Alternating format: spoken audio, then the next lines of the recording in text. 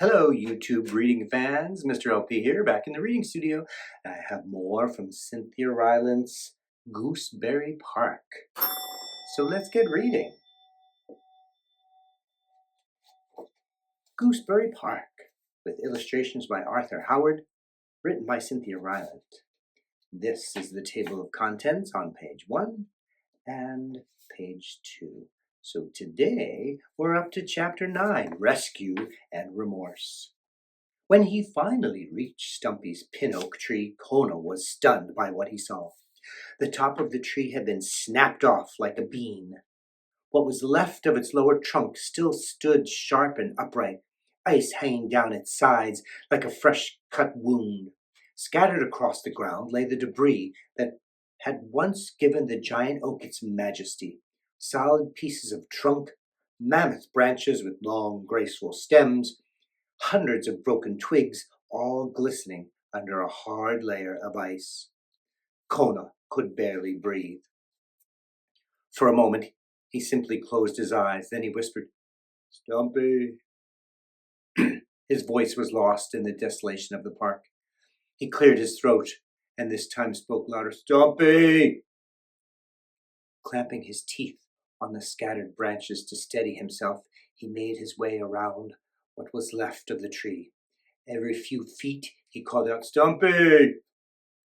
Each time he was met by silence, and when he found a part of Stumpy's nest scattered on the ground, bits of bright material and gum wrappers thrown everywhere, it was almost more than he could bear. He sat down and hung his head.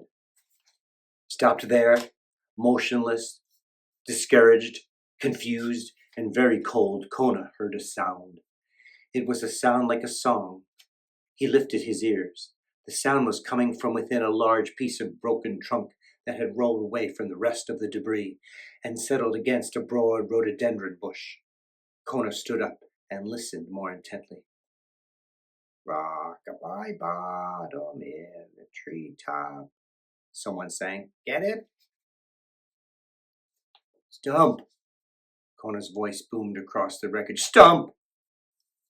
The dog leaped forward, then danced like a Bolshevik until he landed beside the singing tree trunk, flat on his back. He moaned.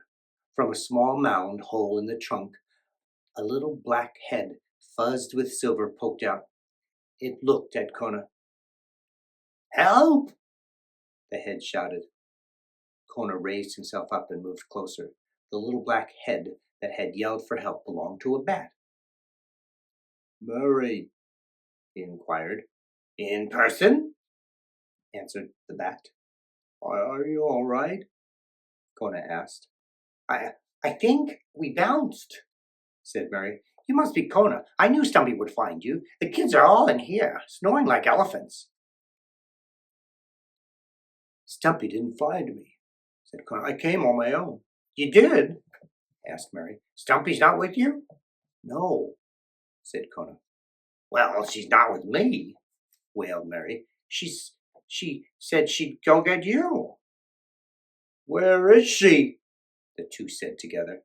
Kona's heart sank. He looked all around the deathly quiet park. "Stump!" he called. "Stump!" "Oh, whoa," said Mary, shaking his head. "She said if she'd find you, she could help us out. Now she's disappeared. Oh, whoa."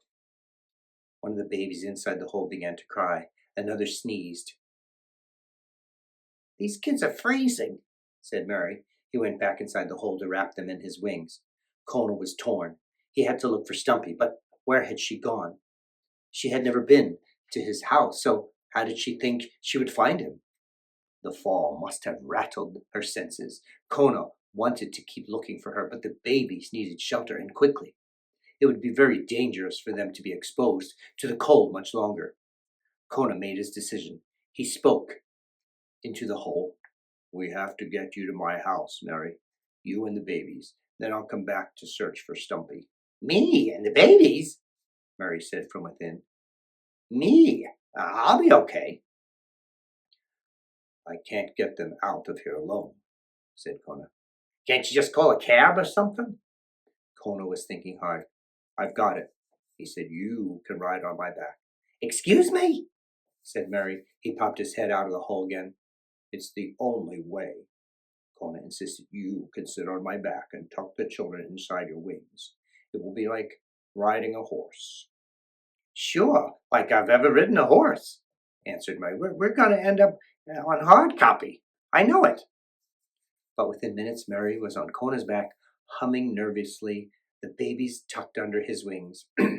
Now that Kona had to carry everyone, he was really worried. He had fallen dozens of times on his way back to the park, but he couldn't risk any such accidents on his journey home. There was only one thing to do. What? Mary called out. We're crawling. We're going to crawl. Gee, maybe we'll get there by September.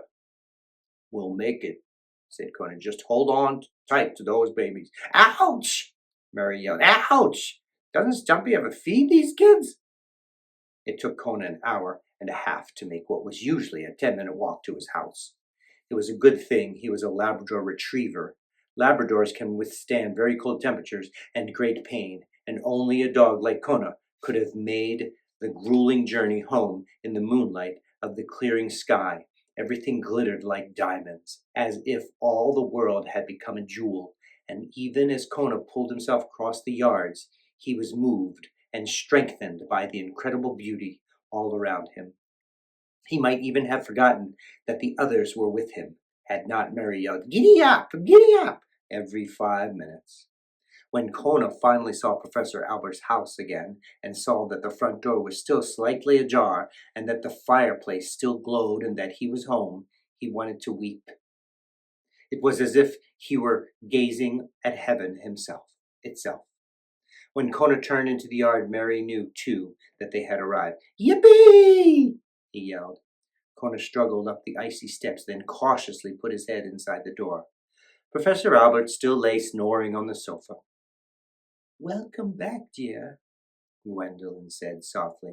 Kona walked into the room and gently lay down on the floor.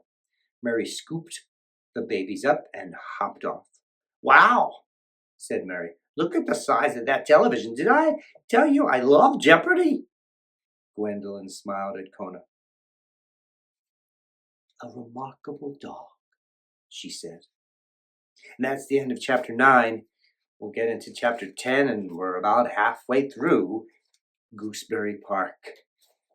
Again, you can get your copy in the description below. Find the link, click on it, get your own, and follow along or read ahead or reread again. It's always fun. I'm Mr. LP signing off, and I'll read to you soon.